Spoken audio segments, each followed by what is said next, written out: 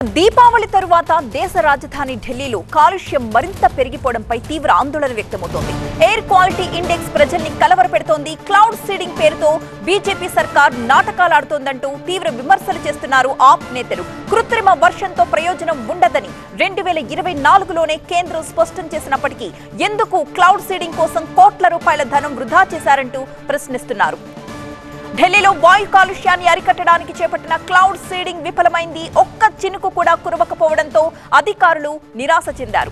విమానం 6000 అడుగుల ఎత్తుకు వెళ్లి రసాయనాలను వెదజల్లింది. విమానంతో సిల్వర్ అయోడైడ్ ని మేఘాలపై చల్లినప్పటికీ ఒక్క వానచుక్క కూడా నేల రాలలేదు. మేఘాల్లో తేమ శాతం అధికంగా ఉండడం వల్లే ప్రయోగం సత్ఫలితాన్ని ఇవ్వలేదు. ఢిల్లీలో కృత్రిమ వర్షం ప్రాజెక్టు కోసం ప్రభుత్వం 3,21,00,000 రూపాయలు కేటాయించింది. మొత్తం 5 క్లౌడ్ సీడింగ్ ట్రయల్స్ నిర్వహించాలన్న ప్రతిపాదనకు ఢిల్లీ కేబినెట్ మే 7న ఆమోదం తెలిపింది. గత మంగళవారం 3 చోట్ల క్లౌడ్ సీడింగ్ నిర్వహించారు.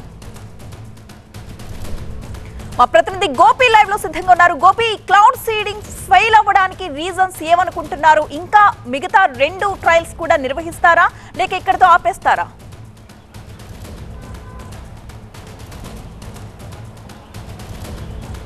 ప్రస్తుతం తాత్కాలికంగా ఈ క్లౌడ్ సీడింగ్ ప్రక్రియను ఢిల్లీ ప్రభుత్వం ఐఐటి కాన్పూర్ నిలిపివేయడం జరిగింది. కోట్ల రూపాయలు ఖర్చు చేశారు. ముఖ్యంగా క్లౌడ్ సీడింగ్ ప్రక్రియకు గాను ఐఐటి కాన్పూర్తో 3.2 కోట్ల రూపాయలతో ఢిల్లీ ప్రభుత్వం ఒప్పందం కుదుర్చుకోవడం జరిగింది. ఇందులో భాగంగా 2 ట్రయల్స్ నిర్వహించినప్పటికీ కూడా మేఘాల్లో తేమ శాతం తక్కువగా ఉండడంతో, ముఖ్యంగా 15% మాత్రమే మాయిశ్చర్ పర్సంటేజ్ ఉండడంతో ఈ అయోడైడ్ కణాలు ఏవైతే మేఘాల్లో ముఖ్యంగా వెదజల్లుతారో సో వాటి వల్ల అవపాతం ఏర్పడి మేఘాల్లో ఉన్న తేమ శాతం అనేది వర్షంగా కిందికి కురవడం జరుగుతుంది. కానీ కావలసినంత తేమ శాతం లేకపోవడంతో ఈ క్లౌడ్ సీడింగ్ ప్రక్రియ చేపట్టినప్పటికీ కూడా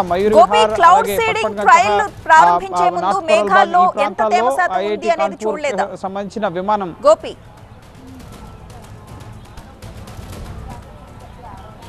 దీనికి సంబంధించి మేఘావృతమై ఉంది. ఇటు భారత వాతావరణ శాఖ కూడా వర్షం కురిసే అవకాశం ఉంది అని చెప్పి సూచించడంతోనే ఈ క్లౌడ్ సీడింగ్ ప్రక్రియను ఢిల్లీ ప్రభుత్వం ఐఐటి కాన్పూర్ చేపట్టడం జరిగింది. కానీ పైన మేఘాల్లో ఎంత మాయిశ్చర్ కంటెంట్ ఉందనేది ఎవరు గుర్తించలేదు. సో పైకి వెళ్ళిన తర్వాత ఆ మాయిశ్చర్ పర్సంటేజ్ తక్కువగా ఉండడంతో ఈ కృత్రిమ వర్షానికి కురిపించాల్సిన ప్రక్రియ, ముఖ్యంగా క్లౌడ్ సీడింగ్ ప్రక్రియ చేపట్టినప్పటికీ కూడా ఒక్క చుక్క వర్షం కూడా కురియలేదు.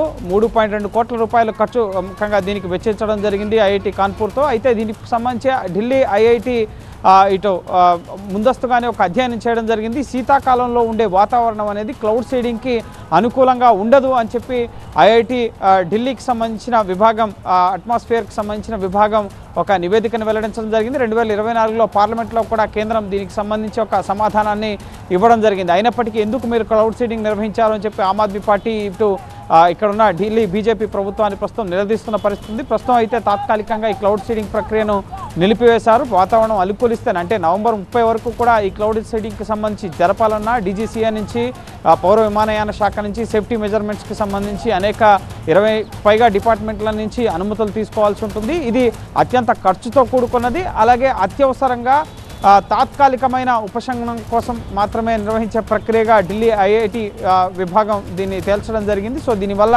శాశ్వత ఉపశమనం అనేది ఉండదు. కేవలం తాత్కాలికంగా అప్పటికప్పుడు అది వర్షం కురుస్తుందా కురియదా అనేది కూడా చెప్పలేము, కానీ ఖర్చు మాత్రం ఉంటుంది. సో ఈ క్లౌడ్ సీడింగ్ ప్రక్రియ అయితే ఇప్పుడు విఫలమైన పరిస్థితి. తాత్కాలికంగా ప్రస్తుతం రోడ్లపైన నీటిని చల్లడం, అలాగే ఇటు BS3 వెహికల్స్ ఏవైతే ఉన్నాయో వాటిపైన నిషేధం ప్రస్తుతం ఈ రోజు నుంచి ఢిల్లీలో అమలవుతుంది. గ్రాప్ 1, గ్రాప్ 2 చర్యలు ఢిల్లీలో అమలవుతున్నాయి. సో తాత్కాలికంగా కాలుష్యాన్ని నియంత్రించేందుకు డీజిల్ జనరేటర్లపైన నిషేధం, పార్కింగ్ ఛార్జీలను పెంచడం, అలాగే పాత డీజిల్ వాహనాలపైన నిషేధం విధించడం, ఇటువంటి చర్యల్ని బయట కట్టెల పొయ్యిల్ని, బొగ్గుల పొయ్యిల్ని నిషేధించడం, ఇటువంటి చర్యల్ని ప్రస్తుతం ఢిల్లీ ప్రభుత్వం అమలు చేస్తోంది. శాశ్వత పరిష్కారం లభించాలంటే మాత్రం ముఖ్యంగా పర్యావరణం, ముఖ్యంగా వాతావరణ పరంగా పక్క రాష్ట్రాల్లో పంట వ్యర్థాల దహనం ఆగాల్సి ఉంటుంది, పరిశ్రమల నుంచి వచ్చే కాలుష్యం ఆగాల్సి ఉంటుంది, వాహన కాలుష్యం ఆగాల్సి ఉంటుంది, ఆ వాతావరణ పరిస్థితులు కూడా అనుకూలించాల్సి ఉంటుంది. ఎందుకంటే ఈ శీతాకాలంలోనే ఎందుకు ఢిల్లీలో కాలుష్యం ఎక్కువగా ఉంటుందంటే ఇక్కడ ముఖ్యంగా పొగమంచు కురుస్తుండడం, గాలిలో దుమ్ము ధూళి కణాలన్నీ కూడా ఒక స్టేజ్ వరకు నిలిచిపోయి ఉండడంతో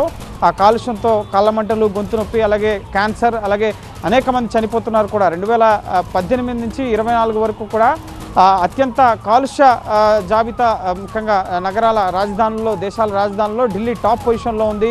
2023లో అయితే సుమారు 17,000 మంది కాలుష్యం వల్ల చనిపోయారు. బీపీ అలాగే షుగర్ ఈ కంటెంట్స్తో చనిపోయే వారి కన్నా కూడా కాలుష్యం వల్ల చనిపోయే వారే ఎక్కువ అని చెప్పి ఆరోగ్య నివేదికలు వెల్లడిస్తున్న పరిస్థితి. సో ప్రస్తుతం దీనికి శాశ్వత పరిష్కారం కోసం అయితే ప్రభుత్వం ఆలోచన చేస్తుంది. కానీ అందరూ ఇటు మానవ సమాజం కానీ కాలుష్యాన్ని నియంత్రించేందుకు వారంతట వారుగా చర్యలకు ఉపక్రమిస్తేనే కాలుష్యం తగ్గే అవకాశం ఉంటుంది. కాబట్టి క్లౌడ్ సీడింగ్ ప్రక్రియ అనేది ప్రస్తుతం విఫలమైంది. సో ప్రకృతి సహజంగా కురిసే వర్షం కోసం ఎదురు చూడడం లేదా కాలుష్యాన్ని నియంత్రించేందుకు మరిన్ని చర్యల్ని ముమ్మరం చేయడం పైన ప్రస్తుతం ప్రభుత్వం దృష్టి సారించడం జరిగింది.